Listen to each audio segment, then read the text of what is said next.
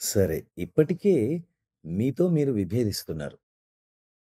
హృదయం సంకేతాన్నిస్తుంది కానీ, మీరు అనుసరించలేకపోతున్నారు. నిరంతరం మీరు హృదయ సంకేతాలని అనుసరించకపోతే, హృదయం సంకేతాలను ఇవ్వడం ఆపేస్తుంది.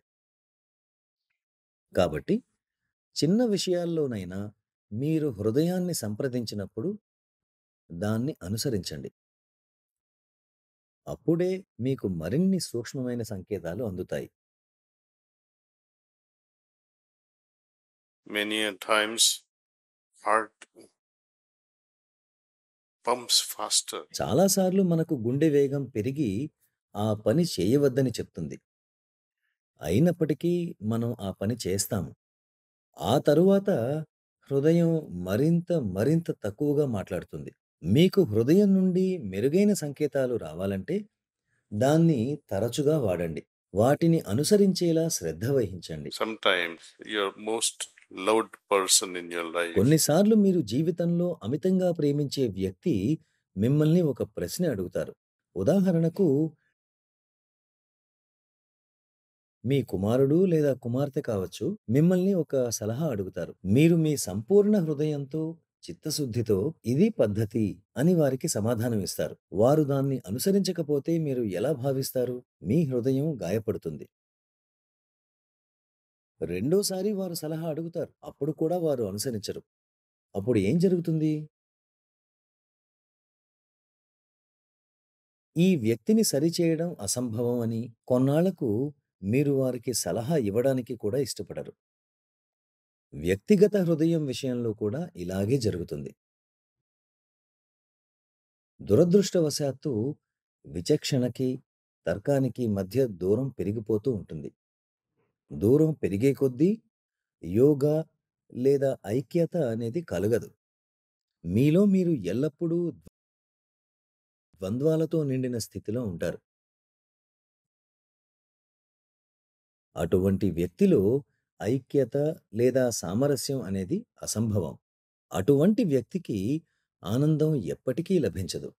మన హృదయాన్ని విని దాన్ని అనుసరించినప్పుడే మనకు ఆనందం లభిస్తుంది. not just listening, but we have to follow it up. కేవలం వినడం మాత్రమే కాదు, మనం అనుసరించాలి. అదే అసలు సమస్య. ఎలా అనుసరించాలి అనేది మీ శ్రద్ధ మీద ఆధారపడి ఉంటుంది. మీ మీద మీకు నిజమైన శ్రద్ధ ఉందా?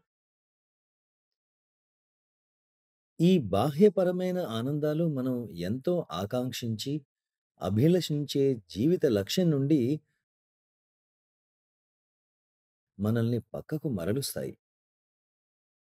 తాత్కాలిక ఆనందం కోసం ఎంతో గొప్ప మంచిని మనం త్యాగం చేస్తాం.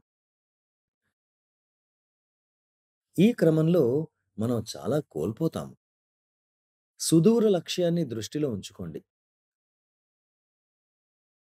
అప్పుడు మీరు అవును, నేను జీవితంలో ఇటువంటి అల్ప విషయాలలో మునిగిపోకూడదు అని అర్థం చేసుకుంటారు. నేను పరివర్తన చెంది నా అస్తిత్వాన్ని, చైతన్యాన్ని మార్చుకుని వారి అస్తిత్వానికి సమానంగా తయారవ్వడానికి సిద్ధంగా ఉన్నానా? అప్పుడు మనం ఎవరినైతే చూడాలనుకున్నామో వారిని నిజంగా దర్శించగలం.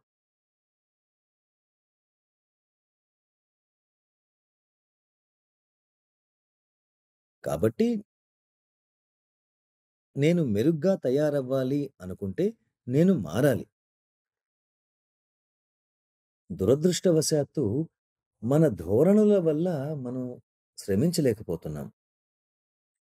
మనకు సౌకర్యవంతమైన భంగిమ, స్థానం, సౌకర్యవంతమైన మానసిక స్థితి కావాలి. కొందరు ఎంత సోమరిగా ఉంటారంటే వారు పడుకుని ఉంటారు. మంచం మీద నీళ్లు దొర్లినప్పటికీ వారు మంచం పైనే పడుకుని ఉంటారు. వారు లేచి కుర్చీలో కూర్చుని మంచం నుండి తడిని తుడిచివేయడం తేలికే. కానీ వారు చాలా సోమరిగా ఉంటారు. ఒక్కోసారి మనకు అధిక మోతాదులో ప్రాణాహుతి ప్రసారం లభిస్తుంది. మనందరం దీనిని అనుభూతి చెందే ఉంటాం. అటువంటి అధిక ప్రాణాహుతి ప్రసార సమయంలో మనం అంతర్ముఖులమై కళ్ళు మూసుకొని ధ్యానించాలని కోరుకుంటాము. కానీ ఏదో ఒక విషయం మనల్ని పక్కకు మరలుస్తుంది. మాస్టర్లు తరచుగా మనకు పగలు లేదా రాత్రి సమయంలో ప్రాణాహుతిని పంపుతారు. అప్పుడు చాలా అద్భుతమైన స్థితి తయారవుతుంది. ఆ సమయంలో మనలోకి ప్రవేశించే సహజ స్థితిని మనం ఉపయోగించుకోవాలి. మనం ఆ అవకాశాన్ని చేజిక్కించుకోవాలి. అవి మనం పొందగలిగే అత్యంత శక్తివంతమైన, ప్రభావవంతమైన సిట్టింగులు. మీరు పగటి సమయంలో అటువంటి ప్రాణాహుతి ప్రసారం అందుకున్నప్పుడు ఆ అవకాశాన్ని చేజార్చుకోకండి. మీ ఉద్యోగం పోతుందేమోనన్న భయం ఉన్నప్పటికీ కళ్ళు మూసుకొని ధ్యానించండి. టాయిలెట్‌కి వెళ్లి అక్కడైనా కూర్చొని ధ్యానించండి.